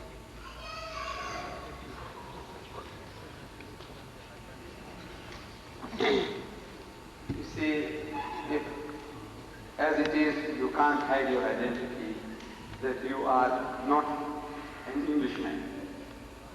Bulk of us. There are some of us might pass, but very few, can pass as a white man. A white man in South Africa, European.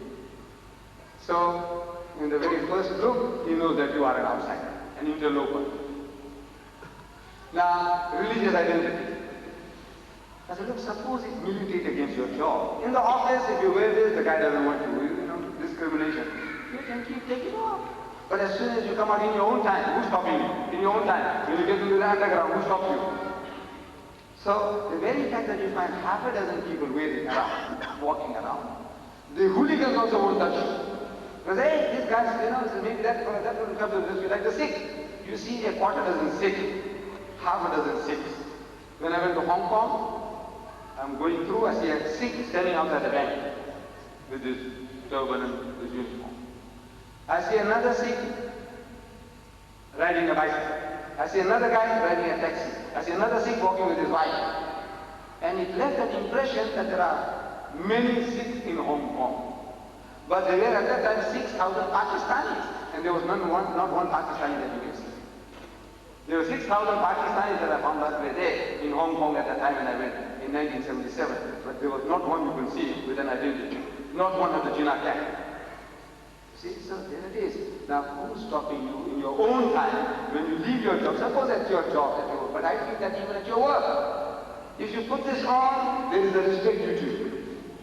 I work for Jews, I work for the whites, and my identity created respect. They knew that this is Muslim fellow, he stands for the principle. In my country, if you're standing for the lift, hitchhiking. If you have a headgear, you will get a lift in double quick time. Because the person knows this guy is identifying himself, he knows where he belongs. Otherwise, we don't know what he is, a hooligan, a riffraff, a cutthroat, we don't know. So the guy passes you by. But you have an identity, immediately, almost immediately somebody stops, whether Muslim or non-Muslim, because you are not ashamed of your identity. The guy gives you a lift. I feel proud. And if they bash you on your head for that, all right, then put it inside your pocket. But I feel that nobody will do that. The Englishman, I find that he seems to be a very tolerant, generally, he's a very tolerant man. He is a very kind, hospitable fellow. I found it. Very cooperative. You want a direction, the guy stops, all this thing, and he wants to go out of his way to show you. My people in my country, no white people ever do that for you. Guy is doing it. Again and again. One day we needed about the help of about 8 to 12 white people wanting to find this Lubishan from Slough. And the guy, everyone you stop. And now one fellow says, come on, you follow me. And you follow me. And they say, now you carry on. I feel that there are good people. The thing is, you can change them for the better.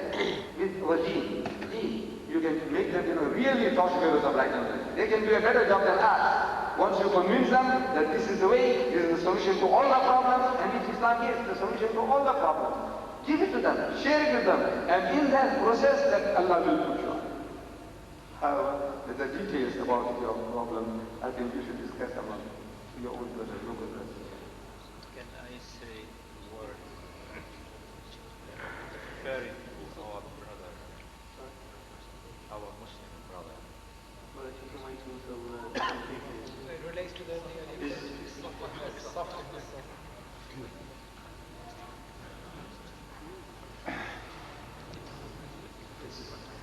Has the sister got a question? There is a microphone provided upstairs for sisters to ask questions. Hello. Brother Deedat, I wanted to let you to say that we should change the environment because environment changes hands. But the environment doesn't care anyway. Our children go to school and read this woman of religion. But say this other people, the mothers, they don't care. We don't care whether Jesus is God or not. We just live the life we want to live. And then, our children will say that yes, it's better not to know the religion anyway. Nobody cares about religion anyway. How can we change these people?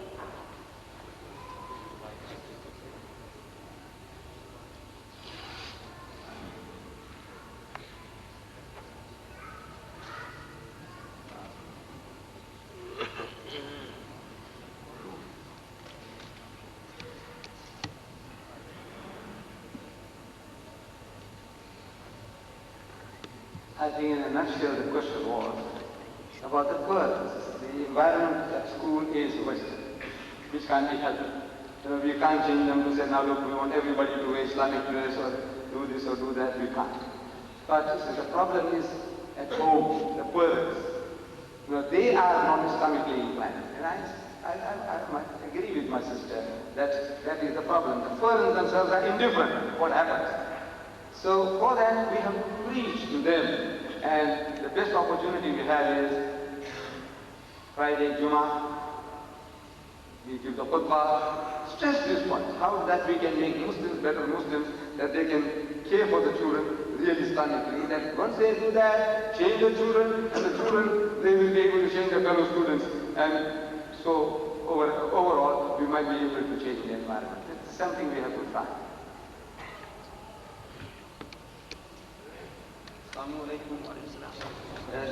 I will further quote this verse from Al Imran.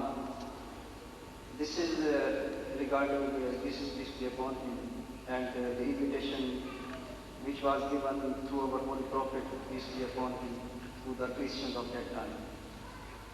Inna masal Bismillahir Rahmanir Rahim. Inna masala Isa indallahi kamasali Adama khalaqahu min turabin summa qala lahu kun fayakun. الحق من ربك فلا تكن من الممترين فمن هاجك فيه من بعد ما جاءك من العلم فقل تعالوا ندعو أبناءنا وأبناءكم ونساءنا ونساءكم وأنفسنا وأنفسكم ثم نبتهل فنجعل لعنة الله على الكاذبين. The translation is the similitude of Jesus before God is as that of Adam. He created him from dust, then said to him, be, and he was. The truth comes from God alone, so be not of those who doubt. If anyone disputes in this matter with thee, now after full knowledge hath come to thee, say, come, let us gather together, our sons and of your sons, our women and your women, ourselves and yourselves. Then let us earnestly pray and invoke the curse of God on those who lie.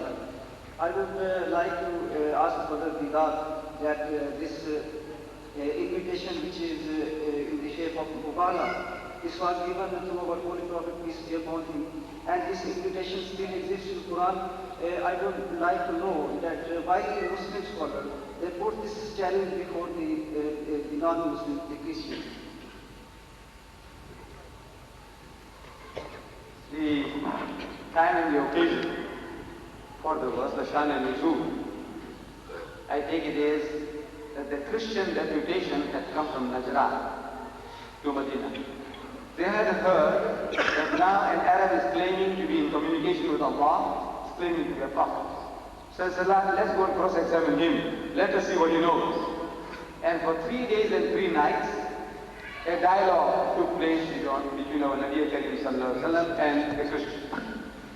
During the course of the dialogue, this is some of the things that happened. One is that they said that Jesus Christ is Allah's son because he's got no father.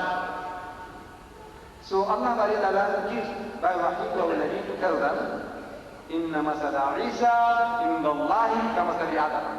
The similitude or the example of Isa, Jesus, in the sight of Allah is like that of Adam. خلقه من تراب, he created him from dust, ثم قال له كن فيكون, and he said be, and he was. In other words, if Jesus, because he has no earthly father, if that makes him God or the veritable son of God, then Adam is a greater God or a greater son of God. That was the logic.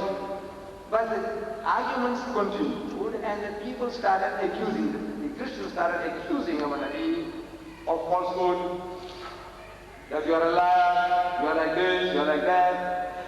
Now when it reaches that stage, so for 3 days and 3 nights, it was a dialogue, a discussion, which we are supposed to have.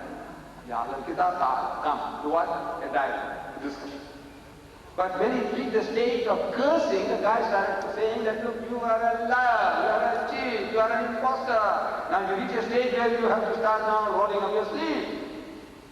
So our Nabi Karim Sallallahu Alaihi Wasallam, he wouldn't do that. He said, look, if you accuse me of a lie, there's no sense in me telling you, if you are a liar, and you say, I'm a liar, I say the curse of God is in you, and you say the curse of God is in you. Let us now make a direct appeal to Allah to arbitrate in this dispute. So saying, he said, look, tomorrow morning, I will come with my family, and you come with your family, all of you, and we will invoke the curse of Allah upon whom he lies, he who lies. Say, Ya Bari Ta'ala, if I am a liar, destroy me. They say, look, Ya Bari Ta'ala, if you are lying, destroy us. It has reached that pitch from a dialogue, a discussion, to a contest of cursing called Mubahila, from Munazira to Mubahila. So if you reach that stage, then there's only way out. If the man says, look, everything, nothing works, and the guy is cursing, abusing you, that God will destroy you, so well, then we will pray to God to destroy who lies. That is the difference. But we haven't even started the dialogue. When we're talking about cursing people, when we haven't opened your mouth, first open your mouth, put with us See, invite all to the ways of the Lord with wisdom, and with beautiful preaching, and reason with them, ways that are best and most gracious. Old Quran is the system Allah is teaching you how to do the job. If you have another occasion, I will tell you how Allah does the job. I can carry on, hold you up another half an hour, but it's not fair to anybody, not to me. From this morning I have been at it, all over where I'm going. I came straight from somewhere, straight from the masjid. I want to go to the hotel, I have no time to go to the hotel. I just came straight here because circumstances forced. So there is a limit to what we can carry on, but this is the situation. The situation is, number one, you must start with a dialogue, a discussion. Long before you come to the stage of cursing. And in this environment, in this day and age, you won't come to that stage. The guy will back out, you will back out, and say, look man, I agree to disagree. If this is your way, lakum dinukum waliyadin. You come to that and say, look, you go your way, I go my way. As a last resort. Lakum dinukum waliyadin. You, your religion, to be mine. As a last resort. You will not come to this stage. But our Nigerian in that primitive time, the Christians, they provoked him to that. They said, all right, Allah says, then come, let's get together and let's invoke the curse of Allah upon him who lies. So that Mubahila is the last resort. Could questioners please keep their questions short and simple? And the next question from Sister, please. Assalamu alaikum. Brother Deedat, I'd like to ask you something to do with Christians. I know some Christians who are so convinced about Jesus' healing power that they have witnessed it in their own families, where somebody practically who is clinically dead was brought back to life, literally, and they prayed to Jesus Christ, if you like, and they claimed that it was due to his power that the child or whoever was so seriously ill was healed. Now, what sort of a reply do I give to that Christian? The question is that some Christians, somebody must have claimed that a person was clinically pronounced dead, and with all the instruments you have at your disposal, and somebody came along and prayed and the person came back to life, so that means now he's on the truth. That their religion is right because they have direct access. Now people like that, you tell them, what you're wasting your time with an individual, the hospitals are full of your brothers and sisters, go and heal them. What are you waiting for people to die and bring them back to life? The surgeons are doing it daily. People have been pronounced dead, certified dead, and they have been coming back to life again and again. Here in England, a man was certified dead. He had donated his kidneys to the kidney bank. But in England, in the UK, before you can operate to extricate the organ, any organ, that person must be certified dead by 2 surgeons. And this individual was certified by 2 surgeons that he's dead as a dodo, finished. So they took him to the operating table, the box. And the surgeon who was performing the operation to take out the kidneys, he puts the knife through his abdomen. And he hears a sigh. He's looking around at the nurses. Did you do that? Did you do that? He said, no. And the heart starts to palpitate and the man came back to life. Look, this knife did the job. Now what are you going to say? The knife is gone? No, look, these things are happening daily. Daily they pronounce people dead. In the Food Hospital in South Africa, one of the most prominent hospitals in the country, where Chris Barnard operates heart transplants. A white woman was certified dead, put into the mortuary, certified dead. Next morning she comes out alive. Who performed the miracle? That's happening daily. These mistakes are being made. So somebody by the way comes along, says, wake up, and the guy wakes up. So what, am I God? What? No, it's a coincidence. Things do happen. So tell them, if they claim all these heavenly powers of healing people, they say, what do you waste your time? Go to the hospital and get them all out, all those people with hair lip and clubfoot. Go on, do something for them. What are you wasting time running door to door? The patients are there waiting for you. Islam. Brother Deedat, Christians claim that the Quran actually says that Jesus will die and will be raised up to life again in Surah Maryam verse 33, which the translation of which follows as, so peace is on me the day that I was born, the day that I died, and the day that I shall be raised up to life again. What is your answer to that, please? Now the answer is straight, it's there. Allah is telling you, stands to reason what happened in the Royal Albert Hall was that this Arab Christian, he mistranslated that verse. See, the same fellow, Dr. Sharosh, he had come along at the Royal Albert Hall. It's on tape, V19 tape, I think it's available there, where he comes along and he says, look, what have you to say? This is what he said. If the Quran is indeed from God, does it contradict itself in as much as it says, Therefore Jesus was born, he died and he rose again. You spoke like an Arab. I don't speak like an Arab, but he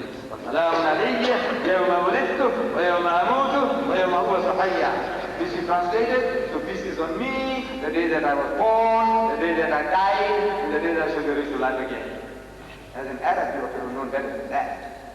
But the answer was, I reread the verse, and I told him then, which translated means, so peace is on me, the day that I was born, the day that I die, and the day that I shall be raised to life again. The day that I die, it is not the day that I died. It's not died, it's in the future. So we believe that there will be a day that Isa must die. Allah says that every soul must taste of death. Every soul. Jesus must also, he must taste of death, and Allah brings him back to life again. This is our belief with regard to all human beings. Everybody must die, and everybody will be raised to life again. Not excluding Jesus. Can a sister ask a question, please?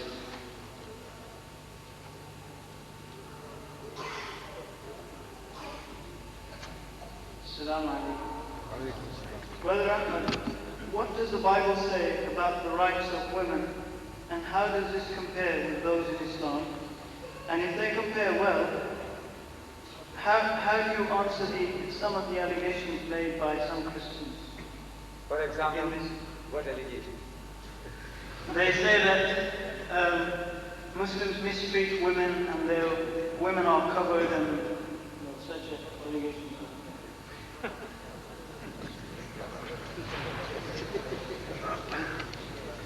A very generalized question. You see, if the person tells you something specific, mistreat women, the Europeans, are they all treating the women well? Are they?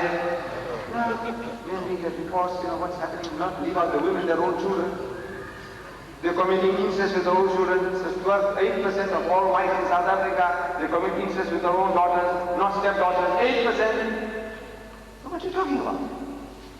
The wife says, what are you talking about? You have a right to point a finger at us. You, last June, 300,000 sodomites, you call them gays. They gathered in San Francisco on a pilgrimage, led by 50 lesbians on motorcycles. You have a right to point a finger at us.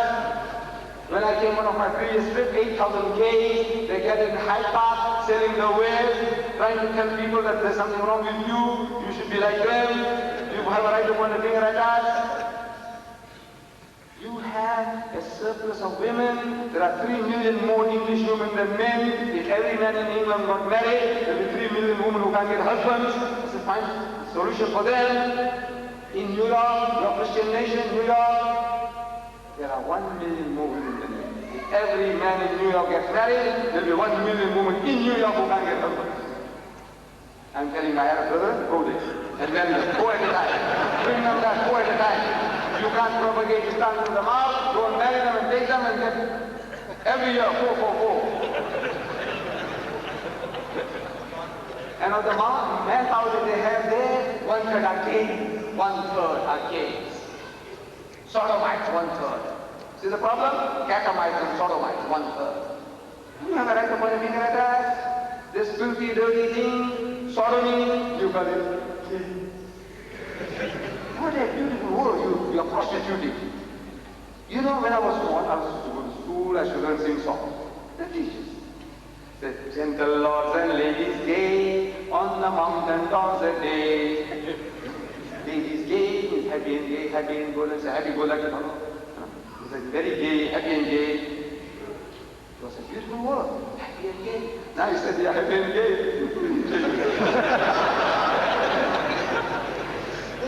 You have a right to point a finger at us. Yes, I don't know why you are apologizing. For what? Oh, you people are allowed to have more than one wife. Yes. Up to 4. Up to 4. Allah tells us in the Holy Quran, say marry women of your choice, by 2s and 3s and 4s, but if you cannot do justice between them, marry only one. The only religious book on the face of the earth which has that expression, marry only one, is the Quran. There is no other book on earth which says marry only one. There are problems in society where it becomes necessary for a man to take on extra responsibility. Like after wars, other natural reasons, calamities, there are times when a man must take on extra responsibility. And I'm reading news, dateline from London, again and again, a man is charged for bigamy in your country. Bigamy. Bigamy is having more than one wife, 2. So the law says divorce one of them or go to jail. Both the women say, look, leave us alone, we are happy with the man. The law says no, divorce one of them or go to jail. I said, there's something wrong with your brain. Something wrong with you. Look, your law allows sodomy. Homosexuality is legal, is legalized. Lesbianism is legalized. But the most natural thing, polygamy, he says, oh, my dead body, you won't have it. You will put the man in jail. He can beget a dozen illegitimate children every year. You call him a stud. He's a great guy. You have a right to point a finger at us. Huh? So now look, why are you apologetic? Soon after the war, I think this is the last question. Please sit down. Soon after the war, yes. Soon after the war, the Second World War, I'm reading another news dateline from London. It said 5,000 misfits to be shipped to America. That's the headline. 5,000 misfits to be shipped to America. And the human mind is very imaginative. You think when you read that, you get the whole idea of what the whole thing is about. That's what I thought. I was thinking that perhaps America medically is more advanced than England. So they must be sending their cripples, their people with hairless and clubfoot for treatment in America. The headline, 5,000 misfits to be shipped to America. But when I read further, it revealed to me that these 5,000 misfits were the offsprings of Negro soldiers stationed on the west coast of England during the war. Please. They are offspring of Negro soldiers stationed in England during the war. That they were too black to be absorbed into English society. You know, with crinkly hair, with little stub nose, and high cheekbones. If your sister had one of those, and everybody coming by, say, what's this? It's my sister Mary's child. And what's this? It's my sister Mary's child. How do you feel? Horrible. You shit them all women. So I'm asking them the question. The West, I'm asking.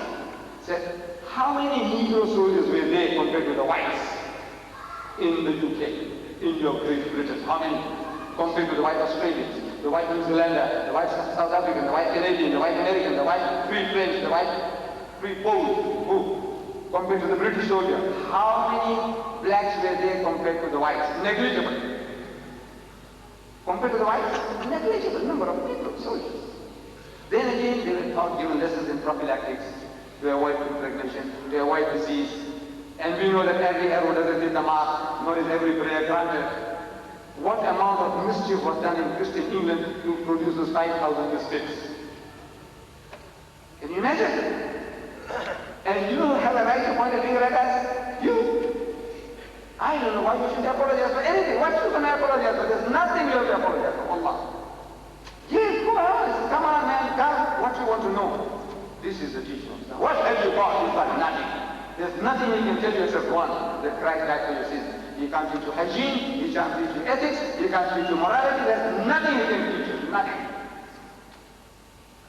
What are you going to apologize for? What you want to apologize for? Why are you doing this for them? For what? I said, go to town with them, man. This is the destiny. Allah says, he is a hero for us.